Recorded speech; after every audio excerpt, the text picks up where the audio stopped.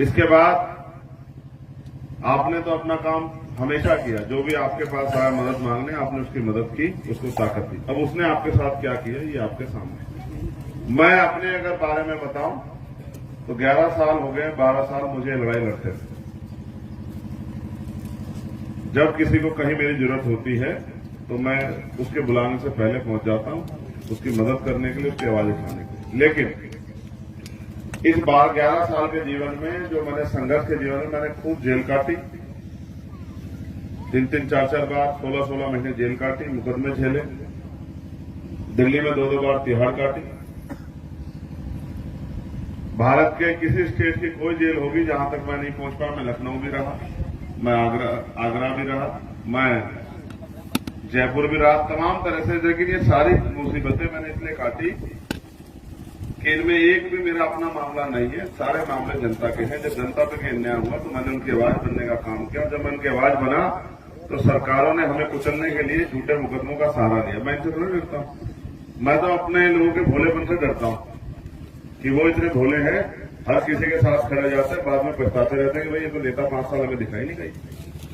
आप और मैं इस बात को समझ लें कि जो समाज महापुरुषों की बात के साथ नहीं खड़ा होगा उस समाज की तरक्की नहीं हो सकती। वो कोई समाज, डॉक्टर बाबा साहब अम्बेडकर हमें ये कह के गए कि शिक्षित बनो, संगठित रहो, संघर्ष करो। हम इन 3 नारों को अगर अपने जीवन में धारण कर लें तो हमें कोई भी मुसीबत नहीं आएगी।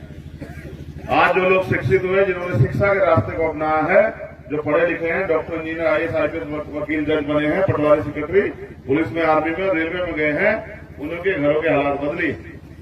जो जिन्होंने शिक्षा को अहमियत कम दी है, आज भी उनके हालात गांव में आप देख लो तो आपको एहसास हो जाएगा। जिनके घरों में शिक्षा का दीपक उस तरह नहीं जला कि उनके घरों से रोशनी की कामयाबी निकली हो, कोई उनका बच्चा कामयाब हुआ हो, आज भी उन घरों के हालात आजादी के 75 साल बाद भी देखो किस तरह के हैं कि प्लास्टर भी उनको नसीब नहीं हुआ।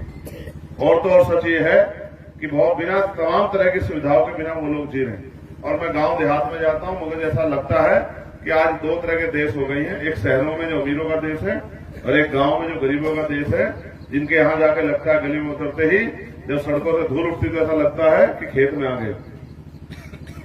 और जब आप शहरों में जाओगे, बड़ी बड़ी गाड़ी, बड़े बड़े मकान, बड़ी बड़ी चमक धमक, साफ सुथरी सड़कें, तो ऐसा लगता है कि जैसे गरीबों की तरफ कोई कुछ देखना ही नहीं चाहता। ऐसा लगता है देश अमीरों का ही हो गया। लेकिन क्या संविधान इसी सपने के साथ आया था? संविधान तो इस बात की आजादी देता है, चाहे वो किसान हो, चाहे वो नौजवान हो, चाहे महिलाएं हो, चाहे मजदूर हो, चाहे वो किसी जाति धर्म का व्यक्ति हो, सबको इस देश में आगे बढ़ने का, तरक्की करने का, पढ़ने का, पढ़ाने का, नौकरी करने का, रोजगार करने का, खेती करने का अधिकार मिलेगा। लेकिन कहां है सब कुछ? ये तो सब कुछ धीरे धीरे खत्म हो रहा। कोई पूछने वाला नहीं, कोई बताने वाला नहीं। और जिस तरह से पिछले 10 साल में महंगाई बढ़ी, बेरोजगारी बढ़ी, भ्रष्टाचार बढ़ा है और सिर्फ फ्री की बात करके और लोगों को मोहताज बनाने का काम किया जा रहा है, ये एक षड्यंत्र है। इसको इस तरह समझिए, चूहेदानी में रोटी का टुकड़ा लगाया जाता है। इसलिए नहीं लगाया जाता कि चूहे से बड़ा प्यार है चूहेदानी के मालिक को। इसलिए लगाया जाता है कि जैसे ही वो उस टुकड़े की तरफ को बढ़ेगा वैसे ही वो फंसता जाएगा चूहेदानी में, और एक दिन ऐसा आएगा कि जैसे ही वो उसको खाने के लिए दौड़ेगा वैसे ही वो जो है चूहेदानी बंद हो जाएगी, वो उसमें कबूतर बनकर कैद होकर रह जाएगा। ये 4 किलो राशन देने वाले लोग ये क्यों नहीं कहते कि हम आपके बच्चों को रोजगार देंगे, आपके बेटे को नौकरी देंगे? नौकरी नहीं मिल रही तो सरकारी मिल रही तो प्राइवेट सेक्टर में देंगे, प्राइवेट सेक्टर नहीं मिल रहा तो इसको लोन देंगे कि अपने कोई काम कर सके, बिजनेस कर सके। हम एक एक पैसा जुटा के अपने बच्चों को पढ़ाते हैं, पढ़ाने लिखाने के बाद नौकरी देना तो काम सरकार का है, रोजगार देना तो काम सरकार का है। सब लोग गरीब अमीर थोड़ा ही है, सब लोग पे जमीनें थोड़ा ही, सब लोग धनाधन थोड़ा ही, सब लोग कारोबार थोड़ा ही है। जो गरीब का बेटा है वो कारोबार कहां से करे, कहां से आएगा पैसे? ये तो सरकार की जिम्मेदारी है कि हर व्यक्ति को वो बराबर के अवसर दे।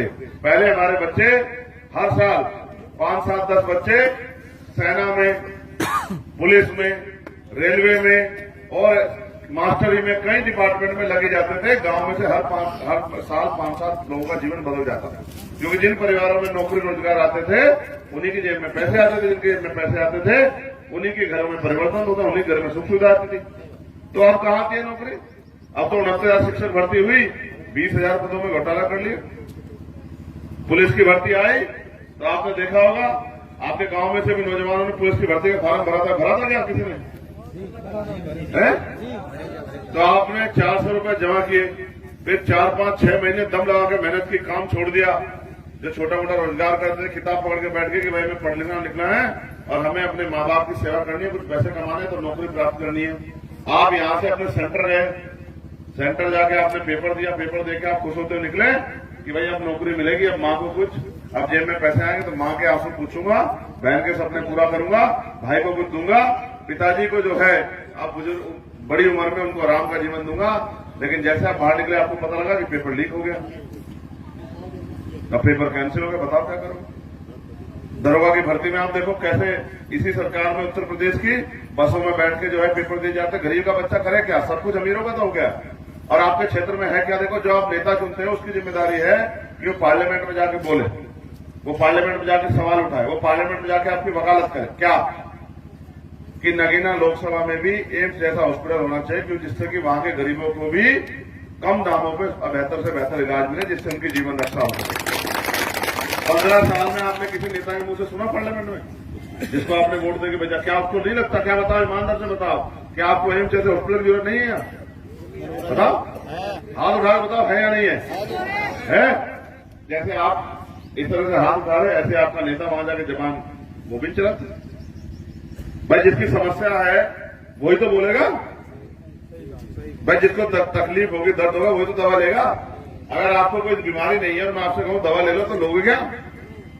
तो आपने अपना काम वोट देके कर दिया, बाकी काम आपके नेता का है कि वो आपके क्षेत्र की समस्याओं को समझे। मुझे तो महापुरुषों के आशीर्वाद से मेरी खूब पहचान है।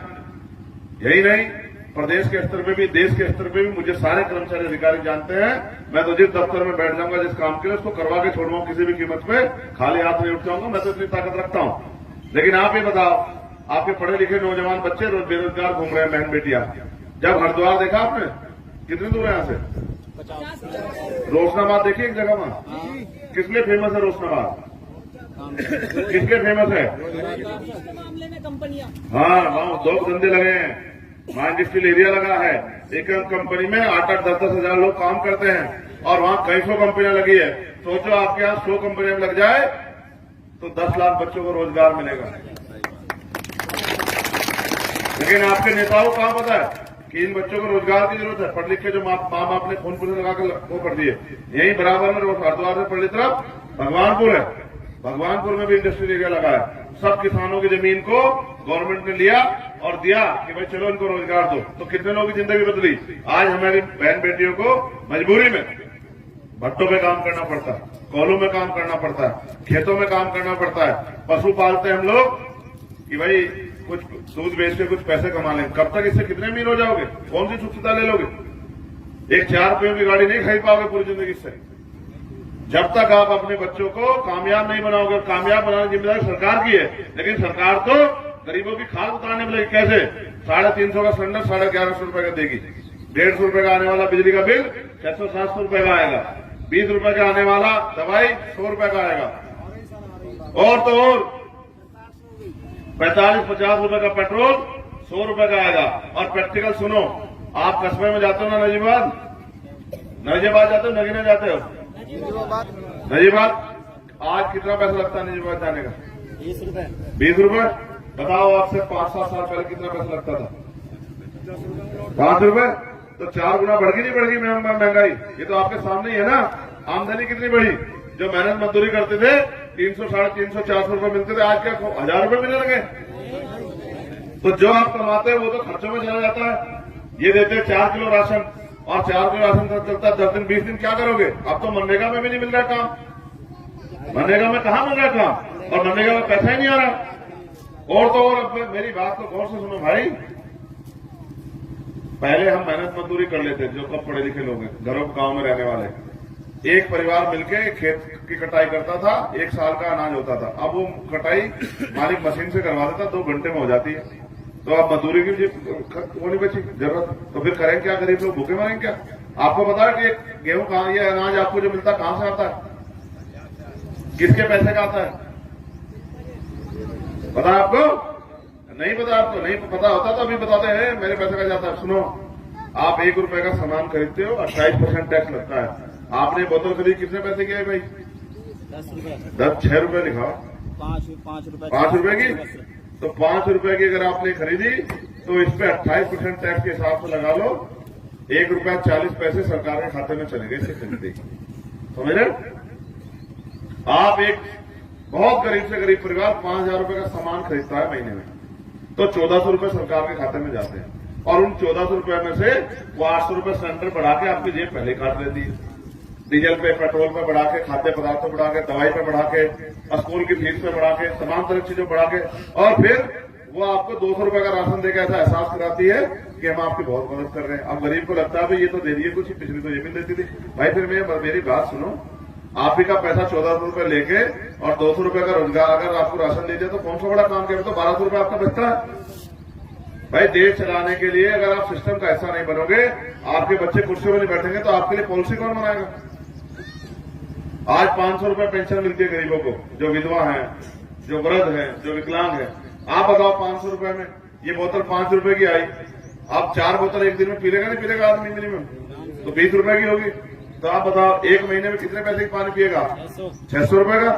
तो 500 रुपए सरकार कहती है 500 रुपए की पेंशन में पूरा महीने में खर्चा चल जाएगा। देखो कैसी मजाक उड़ा रही गरीबों। अधिकारियों को भी मोटी मोटी तनख्वाह पेंशन मिलती है, नेताओं को मिलती है, गरीबों को क्या मिलता है? गरीबों का खून चूसने वाली सरकार आ गई है। अगर आपको इससे बचाव करना है तो फिर आपको अपने वोट का सही इस्तेमाल करना पड़ेगा, क्योंकि वोट ही हम पे हथियार है, जिनसे ना हम इनको लाठी से जवाब दे सकते, ना गोली से, ना किस चीज से।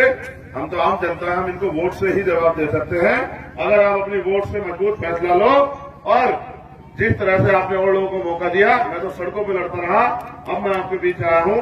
अगर आप सच में मेरी मदद कर दो तो मैं आपको दिखाऊंगा किस तरह का बदलाव होता है। मेरी उम्र 60 साल नहीं है, मेरी उम्र 60 साल नहीं कि मैं किसी चुनाव अकेले चुनाव की लड़ रहा हूं। सुख सुविधा की राजनीति करना चाहता तो गोलियां नहीं खाता। आपको पता अभी 400 गोली चली 6 महीने पहले मेरे से। मैं गोली खाकर भी जिंदा हूं इसलिए क्योंकि मैं गरीबों के आंखों में आंसू नहीं देख सकता हूं। मैं जब छोटा था, मेरी माँ खेत से घास लाती थी, मैं स्कूल से आके घास की गठरी पकड़ के लाता था कि मेरी माँ के ऊपर ज्यादा वजन न पड़े। मैं तो गरीबी देख के आया हूं, और मैं गरीबों में से हूं, तो मैं उन लोगों की समस्या समझता हूं। इसलिए आपसे कह रहा हूं, कब होंगे आपके ये बिना प्लस्तर के मकान पक्के? कब आएंगे आपके घर में सुख सुविधाएं? कब आप अपनी, देखो आज गरीब आदमी बहन बेटी की शादी करेगा, कर्ज लेगा। पहले 3 लाख रुपए में हो जाती थी शादी, एक मोटरसाइकिल भी देती थी। अब होती है 5 लाख पार में, 6 लाख में, 7 लाख में।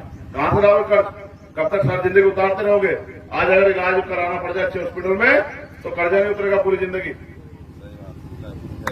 ठीक है, तो इसलिए, और पढ़ाई देखो कितनी महंगी होगी। डॉक्टर अगर अपने बच्चों को बनाना चाहो तो 1 करोड़ रुपए चाहिए, तो क्या करोगे भाई? कभी बन ही नहीं पाएगा डॉक्टर। गरीब का बेटा डॉक्टर बनेगा ही नहीं, इंजीनियर वकील बनेगा ही नहीं, जज बनेगा ही नहीं, IAS IPS बनेगा ही नहीं। तो भाई क्यों? क्या हम सारी उम्र ऐसे रहेंगे? तो इसलिए मुफ्त शिक्षा की व्यवस्था होनी चाहिए। कहां आपके अच्छे स्कूल कॉलेज यूनिवर्सिटियां, कहां डेंटल कॉलेज, कहां मेडिकल कॉलेज? क्यों आपके नेताओं ने नहीं सोचा? क्योंकि देखो उनके बच्चे पढ़ते हैं इन कॉलेजों में, आपके थोड़ा। उनको अपने बच्चों से मतलब है, आपके बच्चों से नहीं। आपको अपने से मतलब होना चाहिए।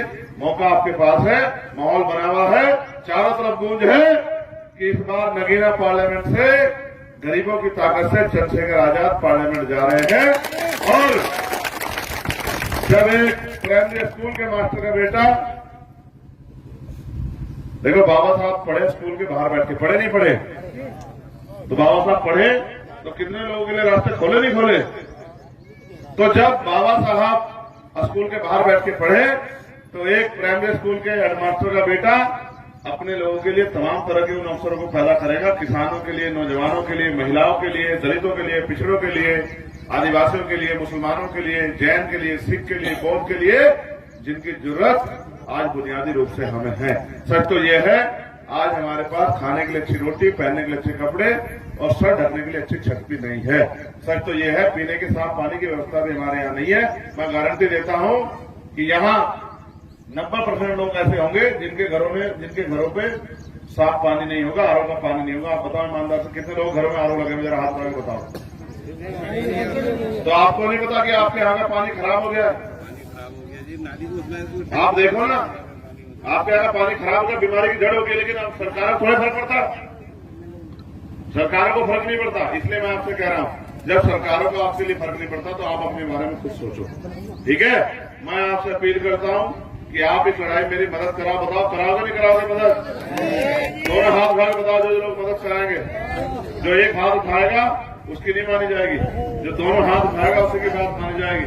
और आखिरी बात, पहले बताओ निशान क्या है हमारा? लोग मुझसे पाओ, मैंने तो पूछो क्या है हमारा निशान? जोर से बताओ। देखो, अभी भी देश में जाति के आधार पर अन्याय अत्याचार दुर जाति होती है। मैं बहुत जमीनी बात कह रहा हूं। हमारे वाल्मीकि समाज के लोगों ने अभी एजुकेशन की वैल्यू नहीं समझी। उनको लगता है कि उनका अंतिम जिंदगी झाड़ू लगाना है, जबकि बाबा साहब अम्बेडकर ने तो उनको कलम की ताकत दी और भगवान वाल्मीकि महाराज के भी हाथ में कलम है। अगर हम कलम पकड़ेंगे, पढ़े लिखेंगे, तभी तो हम लोग कामयाब होंगे। जब हम शुरू बचपन में झाड़ू पकड़ लेंगे तो हम कौन से करोड़पति अरबपति हो जाएंगे। इसलिए कह रहा हूं, सभी लोगों को बदलना पड़ेगा, सभी लोगों को अपने बारे में सोचना पड़ेगा। मैं आपका धन्यवाद करता हूं और जिन भाइयों ने कार्यक्रम कराया